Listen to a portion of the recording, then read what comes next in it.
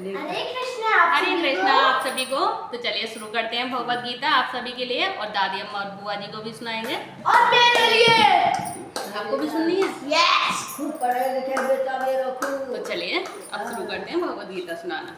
जय श्री कृष्ण चैतन्य प्रभु नित्यानंद, श्री अद्वैत गदाधर शिवासादि गौर भक्ति वृंद। हरे कृष्ण कृष्ण कृष्ण हरे हरे, हरे राम राम राम हरे हरे। कृष्ण कृष्ण हरे हरे, हरे राम राम राम हरे हरे। पढ़ाई में ध्यान दिए। चलिए अब शुरू करते हैं भगवत गीता सुनाना। ठीक है। तो देखिए, जो मैंने आप सभी को बताया था कि इस टाइम भूमिका चल रही है भगवत गीता की, और अध्याय 1 अभी आगे शुरू होगा। अभी भूमिका काफी बड़ी है तो इसी में कुछ टाइम लगेगा। और कल मैं आप सभी को बताने जा रही थी, जब हमने विराम लिया था भगवत गीता सुनाते समय, कुछ था कि संसारी पुरुष के जो दोष होते हैं वो कौन कौन से संसारी पुरुष के दोष होते हैं। तो चलिए आज मैं यही बताऊंगी आप सभी को कि जो संसारी पुरुष होते हैं उनके कौन कौन से दोष होते हैं। तो जो दोष है उसमें नंबर 1 है कि वह त्रुटियां अवश्य करता है। जो संसारी पुरुष होता है वो त्रुटियां उससे होती ही होती हैं। जो हम हैं, हमसे जाने कितनी गलतियां हो जाती हैं सुबह से शाम तक, हमें खुद नहीं पता होता। और नंबर 2 है कि वह अनिवार्य रूप से मोहग्रस्त होता है। तो ये भी सही है कि वह अनिवार्य रूप से मोहग्रस्त होता है, यानी किसी न किसी के मोह में फंसा ही होता है संसारी पुरुष। नंबर 3, उसमें अन्यों को धोखा देने की प्रवृत्ति होती है। बिल्कुल सही है ये भी कि धोखा देना होता है उसमें, चाहे वो किसी भी भाव से हो। और नंबर 4 है वह अपूर्ण इंद्रियों के कारण सीमित होता है। और ये इसके 4 दोष हैं। जो संसारी पुरुष होते हैं उसके ये 4 दोष हैं। और जो इन चारों दोषों के कारण मनुष्य सर्वव्यापी ज्ञान, विषय पूर्ण सूचना नहीं दे पाता, और ऐसे दोषपूर्ण व्यक्तियों द्वारा वैदिक ज्ञान प्रदान नहीं किया जाता। इसे पहले पहल प्रथम सृष्टि जीव ब्रह्मा के हृदय में प्रदान किया गया, और फिर ब्रह्मा ने इस ज्ञान को अपने पुत्रों तथा शिष्यों को उसी रूप में प्रदान किया जिस रूप में उन्हें भगवान से प्राप्त हुआ था। और भगवान पूर्ण हैं और उनका प्रकृति के नियमों के वशीभूत होने का प्रश्न ही नहीं उठता। अतः मनुष्य में इतना समझने की बुद्धि तो होनी ही चाहिए कि वह भगवान की इस ब्रह्मांड की सारी वस्तुओं के एकमात्र जो स्वामी हैं, वे ही आदि तथा त्रष्टा तथा ब्रह्मा के भी सृजन करता है। और ये 11वें अध्याय में भगवान को प्रपितामह के रूप में संबोधित भी किया गया है, क्योंकि ब्रह्मा को ही पितामह कहकर संबोधित किया गया है। और वे इन तीनों और जो इन पितामह के भी स्रष्टा हैं। अतः किसी को अपने आप को किसी भी व्यक्ति का स्वामी होने का दावा नहीं करना चाहिए। उसे केवल उन्हीं वस्तुओं को स्वीकार करना चाहिए जिन्हें उसके पोषण के लिए भगवान के हिस्से में दी गई है। और भगवान द्वारा हमारे हिस्से में रखी गई वस्तुओं को किस तरह काम में लाया जाए, इसके अनेक उदाहरण प्राप्त हैं। इसकी भी व्याख्या भगवत गीता में हुई है।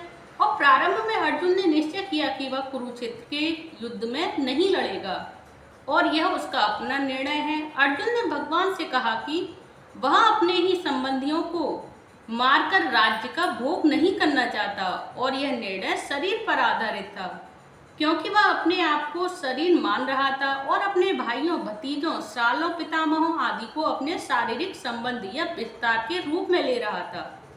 अतः वह अपनी शारीरिक आवश्यकताओं को तुष्ट करना चाह रहा था। भगवान ने भगवत गीता का प्रवचन इस दृष्टिकोण को बदलने के लिए ही किया, और अंत में अर्जुन भगवान के आदेशानुसार युद्ध करने का निश्चय करते हुए कहता है कि करिष्ये वचनम तव, मैं आपके वचन के अनुसार ही करूंगा। इस संसार में मनुष्य बिल्लियों तथा कुत्तों के समान लड़ने के लिए नहीं है। मनुष्यों को मनुष्य जीवन की महत्ता समझकर सामान्य पशुओं की भांति आचरण करना बंद कर देना चाहिए, और मनुष्य को अपने जीवन के उद्देश्य को समझना चाहिए। और इसके निर्देश सभी वैदिक ग्रंथों में दिया गया है, जिसका सार भगवत गीता में मिलता है। और वैदिक ग्रंथ मनुष्यों के लिए है, पशुओं के लिए नहीं।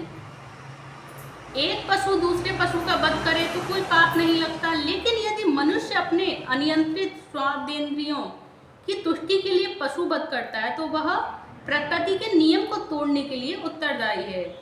और भगवद गीता में स्पष्ट रूप से प्रकृति के गुणों के अनुसार 3 प्रकार के कर्मों का उल्लेख है, सात्विक कर्म, राजसिक कर्म तथा तामसिक कर्म।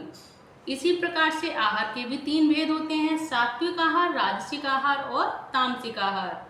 इन सब का विशद वर्णन हुआ है और यदि हम भगवद गीता के उपदेशों का ठीक से उपयोग करें तो हमारा संपूर्ण जीवन शुद्ध हो जाए।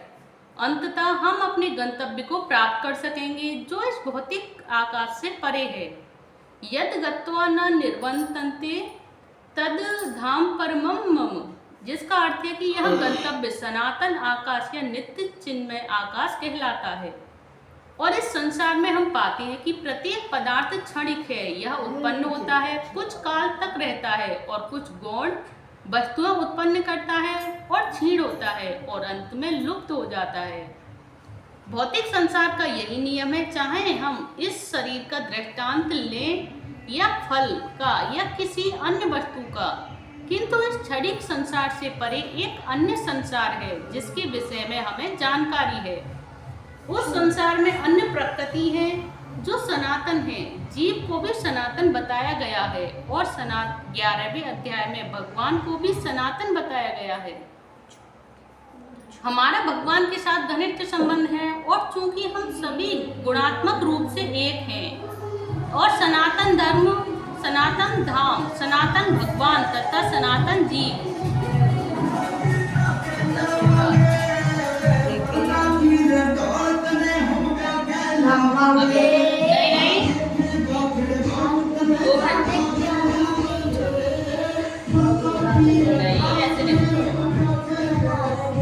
सनातन धाम, सनातन भगवान तथा सनातन जीव। अतः गीता का सारा अभिप्राय हमारे सनातन धर्म को जागृत करना है जो कि जीव की शाश्वत वृत्ति है और हम अस्थायी रूप से विभिन्न कर्मों में लगे रहते हैं। किंतु यदि हम इन क्षणिक कर्मों को त्याग कर परमेश्वर द्वारा प्रस्तावित कर्मों को ग्रहण कर लें तो हमारे ये सारे कर्म शुद्ध हो जाएं।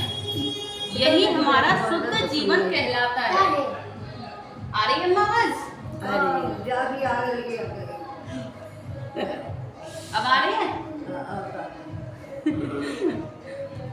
यही हमारा शुद्ध जीवन कहलाता है। परमेश्वर तथा उनका दिव्यदान ये दोनों ही सनातन है। आ रही है आवाज? और जीव भी सनातन है। सनातन धाम में परमेश्वर तथा जीव की संयुक्त संगति ही मानव जीवन की सार्थकता है। भगवान जीवों पर अत्यंत दयालु रहते हैं क्योंकि वे उनके आत्मज हैं और भगवान कृष्ण ने भगवद गीता में घोषित किया है, सर्व योनिषु अहम बीज प्रद पिता, मैं सबका पिता हूँ। निसंदेह अपने अपने कर्मों के अनुसार नाना प्रकार के जीव हैं, लेकिन यहाँ पर कृष्ण कहते हैं कि वे उन सबके पिता हैं। अतः भगवान उन समस्त पतित बद्ध जीवों का उद्धार करने तथा उन्हें सनातन धाम वापस बुलाने के लिए अवतरित होते हैं, जिससे सनातन जीव भगवान की नित्य संगति में रहकर अपनी सनातन स्थिति को पुनः प्राप्त कर सके। और भगवान स्वयं नाना अवतारों के रूप में अवतरित होते हैं या फिर अपने विश्वस्त सेवकों को अपने पुत्रों, पार्षदों या आचार्यों के रूप में इन बद्ध जीवों का उद्धार करने के लिए भेजते हैं। अतः सनातन धर्म किसी सांप्रदायिक धर्म पद्धति का सूचक नहीं है, यह तो नित्य परमेश्वर के साथ नित्य जीवों के नित्य कर्म का सूचक है। जैसा कि पहले कहा जा चुका है, यह जीव के नित्य धर्म वृत्ति को बताता है। और श्रीपाद रामानुजाचार्य ने सनातन धर्म की व्याख्या इस प्रकार की है कि वह जिसका न आदि है और न अंत। अतः जब हम सनातन धर्म के विषय में बातें करते हैं तो हमें श्रीपाद रामानुजाचार्य के प्रमाण के आधार पर यह मान लेना चाहिए कि इसका न आदि है न अंत है।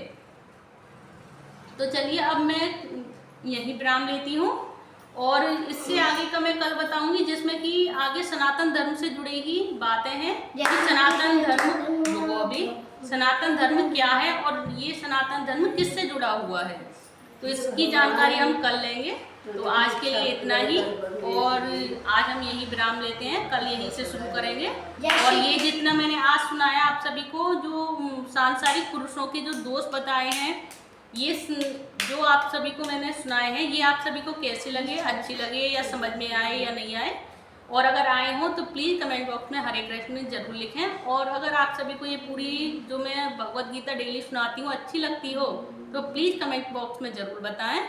और अगर आप सभी को अच्छी लगी हो तो प्लीज़ एक बार मैं फिर से कहूँगी, वीडियो को लाइक कर दें, चैनल को सब्सक्राइब करें। धन्यवाद। हरे कृष्णा। हरि बोल। जय श्री कृष्ण चैतन्य प्रभु नित्यानंद, श्री अद्वैत गदाधर श्रीवासादि गौर भक्तवृंद। हरे कृष्ण हरे कृष्ण